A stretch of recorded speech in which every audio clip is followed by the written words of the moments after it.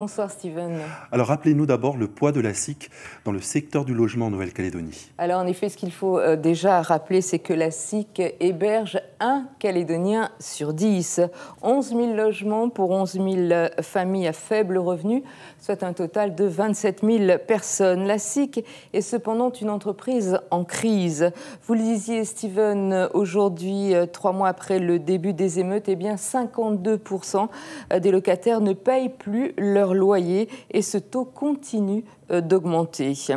De surcroît, beaucoup de logements deviennent inoccupés, 14% avant les émeutes, 16% aujourd'hui, des conditions qui pourraient mettre en péril le modèle économique de l'entreprise. Alors Laurence, est-ce qu'il serait possible d'envisager la faillite de la SIC suite aux émeutes?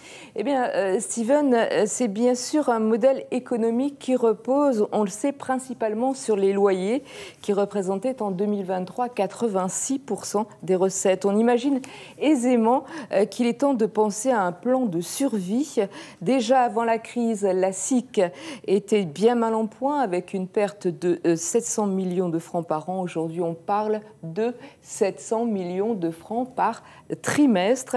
Il s'agit de prendre des mesures drastiques d'économie et de recherche d'aide extérieure, notamment auprès des collectivités. Enfin, pour couronner le tout, l'aide au logement dont 3 200 familles bénéficient est également menacée. Où trouver l'argent quand on sait que depuis le 13 mai, près de 2000 nouvelles familles ont sollicité cette aide, notamment à la suite de pertes d'emploi. Bref, l'écroulement de la SIC représenterait, selon les termes de ses dirigeants, une bombe sociale. Alors que va faire la SIC face à cette situation périlleuse?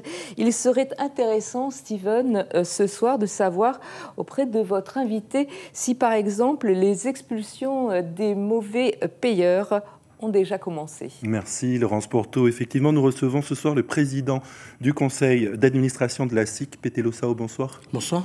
Alors est-ce que les expulsions de mauvais payeurs, comme demandait Laurence Porto, a commencé au niveau de la SIC?